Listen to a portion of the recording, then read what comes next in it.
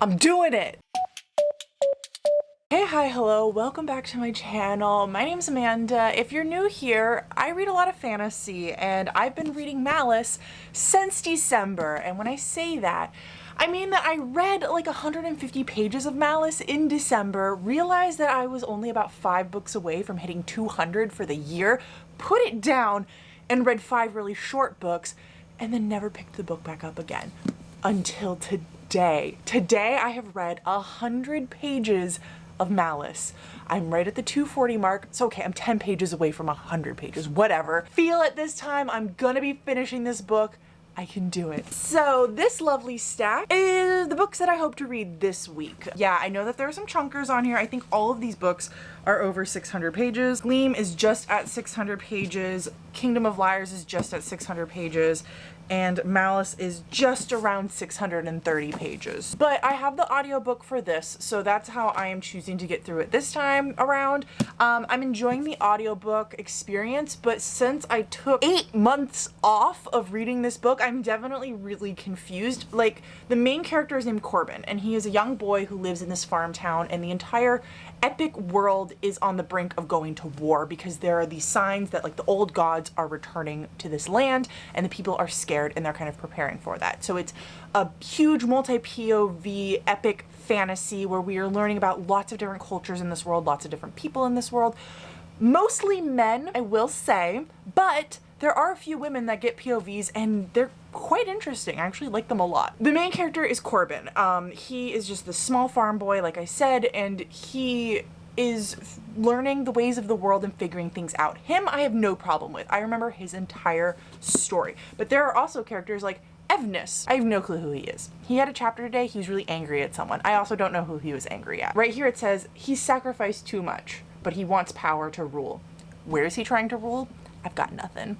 Then there's also Veridus. I googled Veridus because I didn't remember even the name Veridus when it came up in the audiobook today.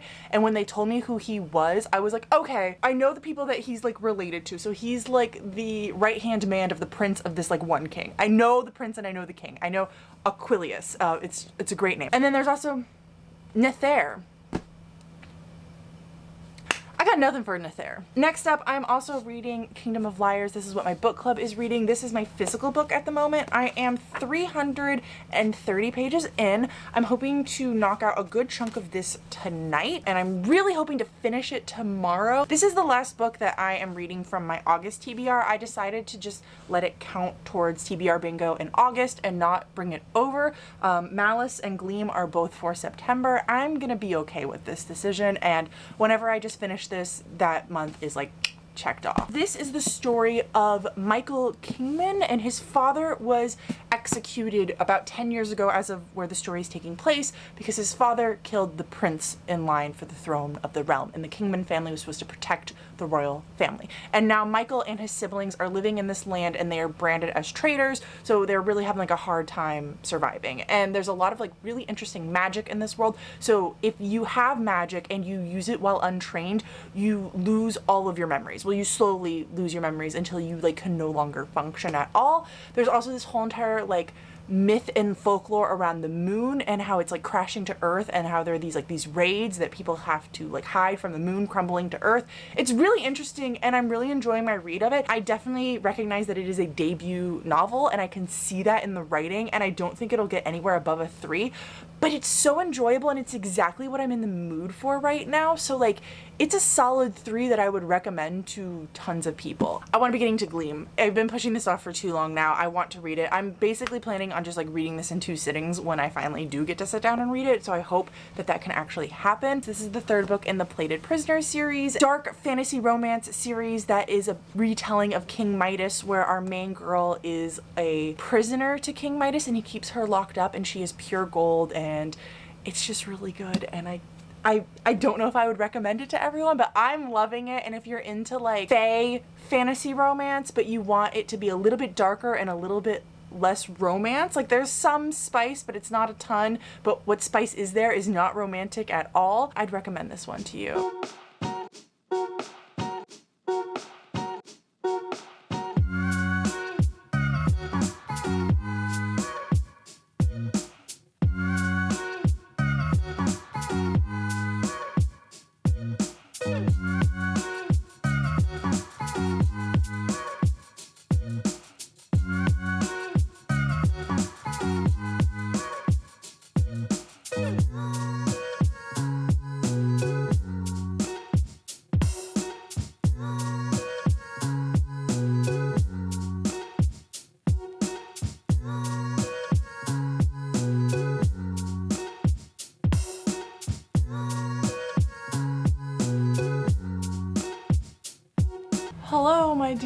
It's Wednesday.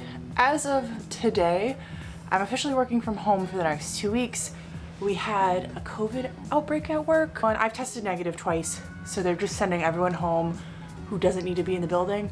So I'm setting up my monitor and everything here so that I can work from home over the next 2 weeks, but I'm letting you guys know because my vlogs are about to be just pretty much here. The second weekend of September, or the first weekend, I don't know, is my birthday weekend, and I will be going to Tampa. I still haven't decided if I'm vlogging that, but I'm literally just going to my aunt's house to sit by her pool, and that's it. This morning, I finished The Kingdom of Liars. I had like 50 pages left when I fell asleep last night. I read 210 pages yesterday of this book, and I woke up this morning and I read about 30 pages before I left for work, and then I read the final 20 pages while I was waiting in the parking lot for my COVID test to show negative. So I finished this. I really enjoyed it. I ended up rating it a 3 out of 5, which I feel like everyone hears 3 out of 5 and they're like, ooh, that's not a good book. This was genuinely a good book. I just felt like the writing wasn't superb. I would read other books by this author. I would read the sequel in this series. It is a duology, so I definitely want to get my hands on it and read it. I feel like the world was so unique and so different from anything that I've ever read before. It was just a matter of like dialogue didn't quite fit super well. It felt kind of awkward, and then also a lot of the characters read a lot younger than I think the author was intending for them to read. It is an adult fantasy series. It has a lot of twists and turns. The ending shocked me. I wasn't ready for that to be the ending, so I'm really happy about that. I've made some progress in Malice, but honestly, I have really nothing to say about that book. I'm enjoying my reading of it. It's going well. I have 4 hours and 40 minutes left in the audio. On my lunch break, I'm gonna start Gleam, and I'm going to read as much of that as possible, and I cannot wait. I'm so freaking excited. Good morning. It's Thursday morning, 8 a.m. I have just clocked in for work, and I'm about to get started, but I thought it'd be fun to take you guys along on my workday and just give you like a general overview of what the life of a graphic designer slash marketing person does all day long, because I think a lot of people like have no freaking clue. So since I'm working from home, I'm just really comfy. I woke up this morning at 5:45 because I couldn't sleep, and I went for a nice long walk, and then I showered, and then I had to drop my car off at the shop, and my dad dropped me off back here. So I will be working from 8 until 3. And then at 3, my mom is coming to get me, and we're gonna go pick up my car, and then I come back and I'm done for the day. Just the first thing in the morning is I get in and I check social media. So I run all of our social media. So I check Facebook, Instagram, and Twitter. After I check Facebook, Instagram, Twitter, see any notifications, see if anyone's commented, liked anything, shared anything, talk back to people, not in a rude way, I check my emails. I only had one this morning, which was super great. I think right now everyone at work is just kind of in a hectic state, so I'm probably gonna get less emails this week, and I'm probably gonna get a bunch more next week. And then I check our analytics for the day, so our actual shop and how well we do and what we're selling and everything. And then I check my calendar. Well, actually I do check my calendar first to see if I have any meetings today. After that, generally my next thing that I do is I create and plan and schedule social media posts. I did a lot of that yesterday, but I didn't finish it up. So I'll be finishing that up today, so I don't even have to worry about it tomorrow. And then I look at Trello, which is an amazing tool. If you do not have or use Trello, you should check it out. And I see what is due like next, and I start working on those things. So generally what my day looks like is I will be designing for most of the day, along with any meetings that I have or anything like that. I'm gonna actually have a meeting today at 9 a.m. so that will happen. And then I'm designing flyers, I'm designing ads, I'm checking in on old ads to see how they did. I'm checking in with our marketing lead, who is not my boss, but works with me to help organize the marketing side of things. After that, I'll probably work on some box designs, some packaging designs. Those are always fun. And then I get to work on t-shirts this afternoon, which I love designing t-shirts, and I need to put the shirt designs. I've already done the designs. I need to put them into mock-ups today. So actually like onto t-shirts so you can see what they would look like in the world. And then anytime I have free after that, I am going to be filming or animating or editing film that I've already filmed.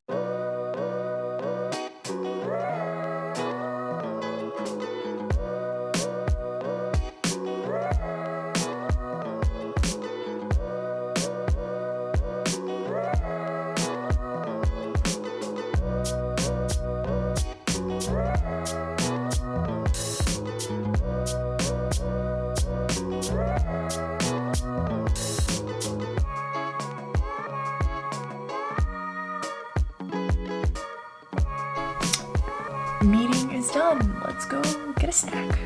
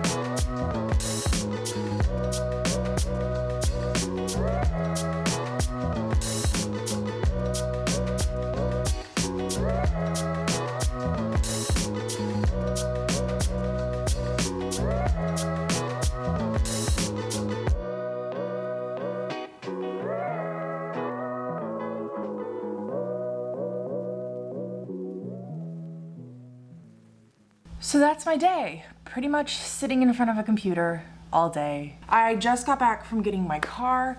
It works now. The issue I think I might have mentioned was the speaker, so it wasn't anything detrimental, but it was a problem.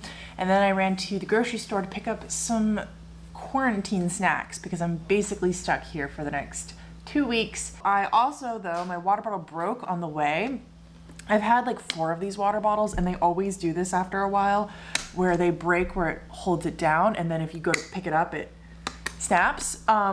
So this is, oh, it just completely broke actually. So I got the bigger one this time. I don't know if you can tell. Yeah, so I got 36 ounces instead of 24 because they had it available to me and I was like, heck yeah, I want that. I refill my water bottle so much because I'm constantly drinking water. I'm currently listening to The Martian. I'm about 30% through. First off, Will Wheaton is the narrator. I love Will Wheaton. He was my first celebrity crush, and so he always has a special place in my heart. He also narrated Ready Player One and Ready Player Two. So every once in a while I'll be listening to this and I'm like, not in love with the book. I think I should have known that though from like everything I have ever said on my channel. First, not a huge fan of sci-fi, and when I do like sci-fi, it better not be science heavy. This is science heavy. Second, it's like a journal entry. I don't like letters. I don't like letter written books, even though it's kind of like him talking journal entry-ish. It's not my form of preferred reading. And then third, it's humorous. I'm not really into humorous books. I don't know why I picked this up. I don't understand. But I'm reading it for Becca's Bookopothon, or I'm reading it for Magical Readathon. I don't even remember right now, so I need to get it done, and it's like 11 hours. I'll probably have it finished tomorrow, to be honest, unless you know what my rating is. I think it's a genuinely good book. I just don't think it's a book for me.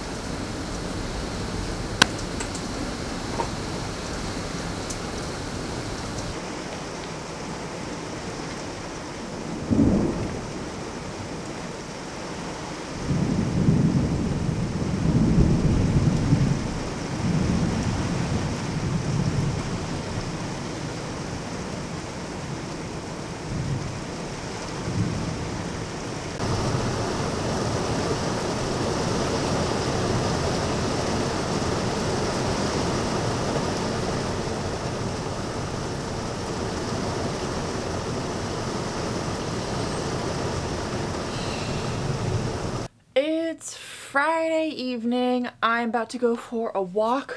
I finished work earlier. As you saw, it stormed like crazy here, so finally the rain has stopped and I'm able to go out and walk. And I've been slacking on walking recently with my head injury and everything going on, so I'm trying to get it back into my routine. I'm going to be finishing up The Martian while I'm out. I officially have 11 minutes left. So I'm gonna give you all my rating and thoughts right now, and then I'm gonna start another book while I'm out there, which most likely will be Six Crimson Cranes, but I haven't 100% decided that yet. I don't like science.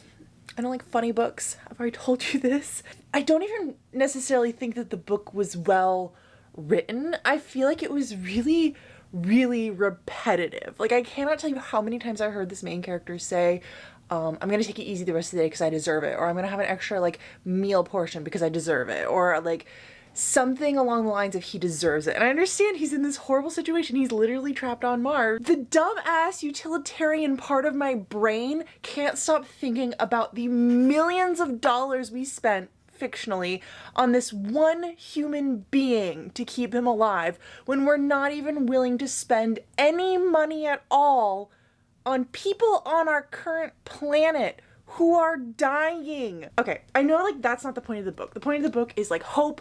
You want to relate to the main character. You want to think that if you were lost out in space or you were left somewhere, that mankind would do everything they could to bring you back, that the world would care about you. And I'm not gonna lie, if there was a human being stuck on Mars, I would care about said person and I would want them to come home. But there are so many other issues out there in the world that are so much more important than one human being that it's hard for me to stop and think about it. I'm not letting the utilitarian side of me affect my rating of this book. That's completely not part of the fictitious world. Being a utilitarian is something that you have to deal with here in this world, not in fiction. So I'm not thinking about that at all when I give you my rating. I'm thinking about my overall enjoyment. I'm thinking about the overall progress of the book and how it was. I feel like from page one, I knew everything that happened in said book, and I could have told you the plot of the entire book, including the ending, without even reading this book, which I guess isn't necessarily a bad thing because you want to root for the little man. You want to root for the guy who's like trying to survive against everything, and you want to get to the end of the book and have happy feelings. I just felt like the entire time it was pointless for me to be reading this book. Now, I'm not saying I didn't enjoy it. I kept listening to it. I never wanted to, well, I did. There was a few times I wanted to DNF it.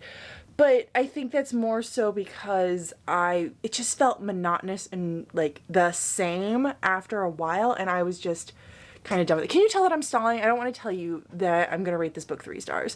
I honestly think that 3 stars is kind of high for me. I think that I totally understand why other people would rate this book higher. I have no problem with people rating this book super well. I understand where you're coming from. But for me personally, it was not that great of a book. But I don't think it deserves anything less than 3 stars. I think for what it was, it gave me exactly what it was. I just went into a book that said, there's a man stuck on Mars, we're gonna try to save him, expecting like something else, and so that's on me.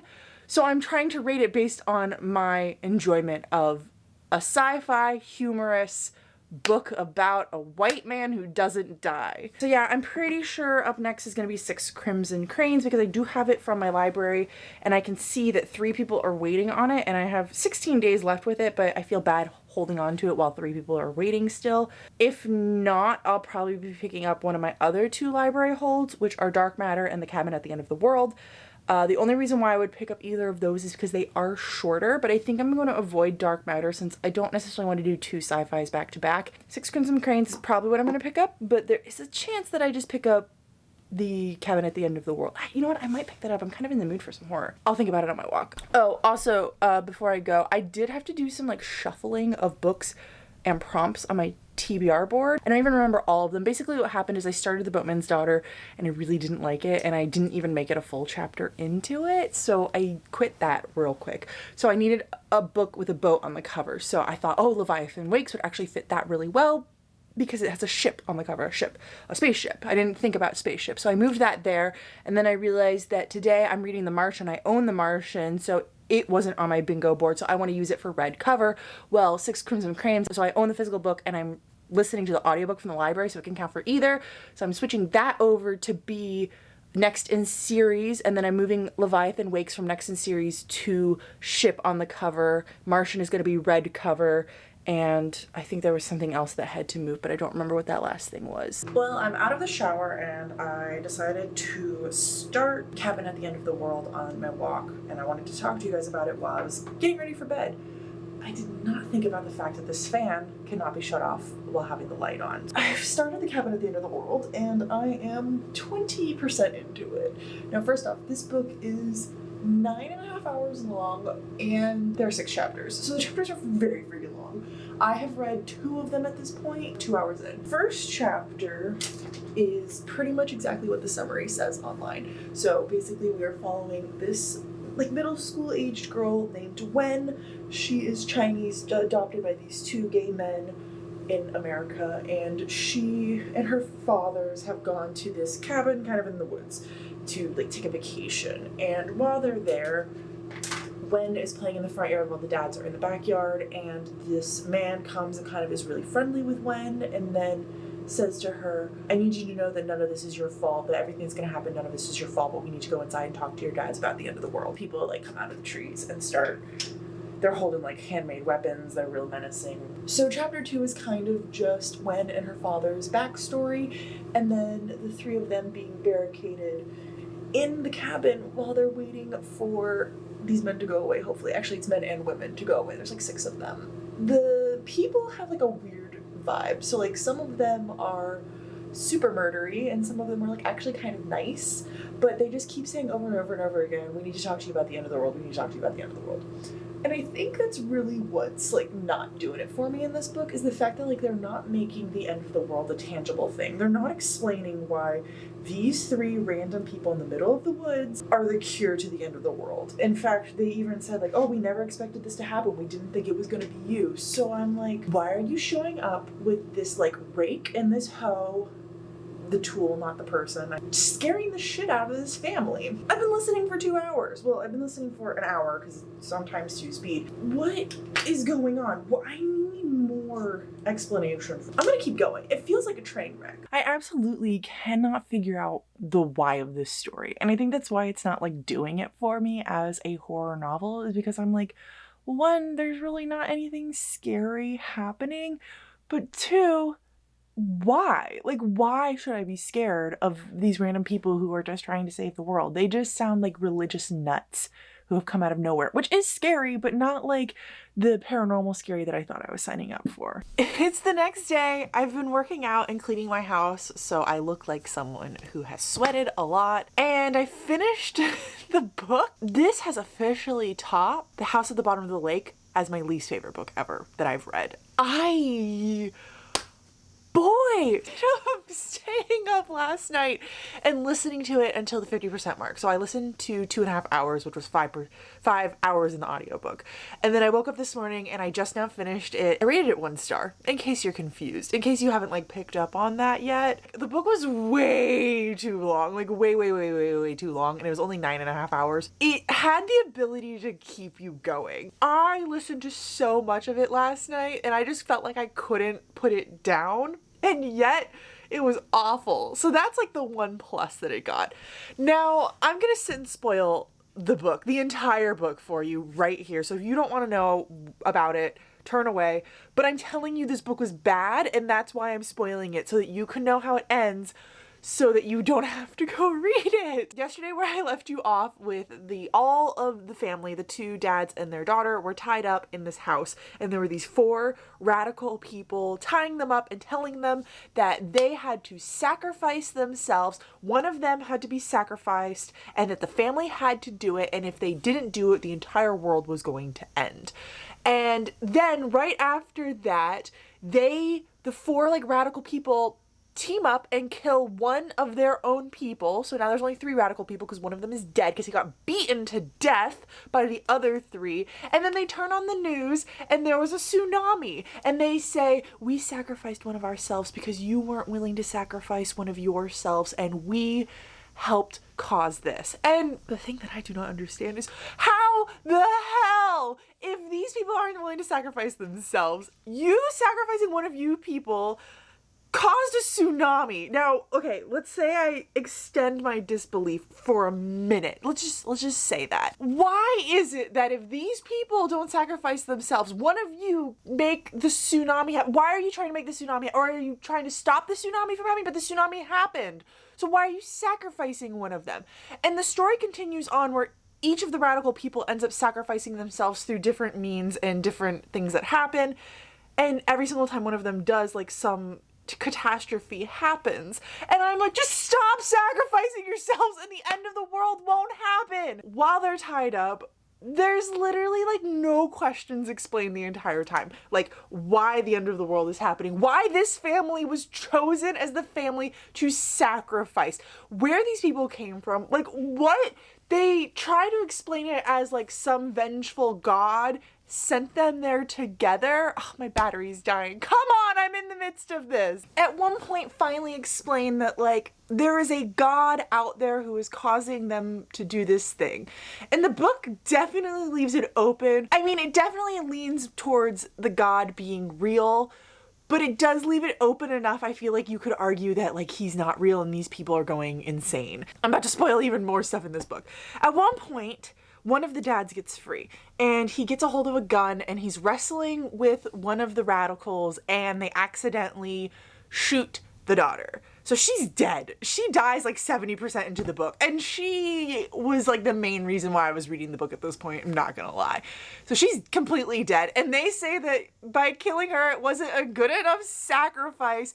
And then the radical who killed her becomes like extremely upset. Like he's more upset than the two dads about the fact that this little girl has died. And I'm like, you have no connection to this little girl. You've literally locked her in a cabin and forced her to watch gruesome murders, tied up her dads and told her dads that they have to decide who to kill. Why do you care that this little girl ended up dying? But he does, and he's really upset, and he like can't get over it. Eventually he dies. He gets like pummeled to death by one of the dads. And so the two dads are like leaving, and they're supposed to, this like one final radical is helping them leave, and she ends up getting like possessed by the god and trying to attack them. And so they shoot her, and then it's just the two dads, and one of the dads believes that the god is real and is going to end the world, and one of them doesn't. They run off in the woods together trying to overcome this god who is like taking over their bodies and forcing them to kill everything. I can't believe how bad of a book that was. Nothing was explained. Nothing made sense. Everything that happened, like all of the action was told to you. And then there's this weird part at the end where it just switched into we perspective. So it was like, we walked through the woods, we blah, blah, blah. There was also this huge villain monologue from one of the radical women who was in the group. It was at least 30 minutes of the audiobook where she just kept telling the two dads or how she got here and why she's here and how she has no control over it and she has no control over her body and she's just being forced into this situation. But the entire time she kept, like, every sentence started with the two dads' names. And of course I can't think of their names right now, but she would say blah, blah, blah, and blah, blah, blah. I did this, blah, blah, blah, and blah, blah, blah. And then I did this, and blah, blah, blah, blah. And I'm like, okay, stop that right now. Oh, let's go clear the bingo board before I say goodbye. I think I was reading this for friend rec because Goodreads kept recommending me this book. So I'm gonna take that off and then I'm going to reveal the two next to it. So let's see what this one says. Great. Read for 1 hour. I will definitely do that.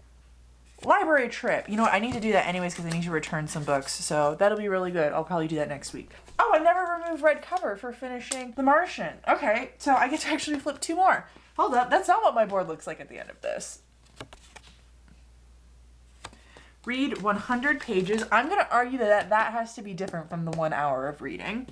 And then this one says, do a puzzle. Oh my god, that's great. I was actually thinking about doing a puzzle tonight. Okay, I might have to start my vlog for next week tonight. The board looks like I officially read Malice, The Martian, and The Cabin at the End of the World. Thank you for watching. I appreciate each and every one of you. Let me know down below if you've read any of these books, or if you haven't, let me know if I've convinced you not to read The Cabin at the End of the Woods, or if you're like, now I really want to read it. So I hope I didn't convince you to do that. Anyways, I don't remember how my outro goes, but until next time, I'll talk to you in the comments. Bye!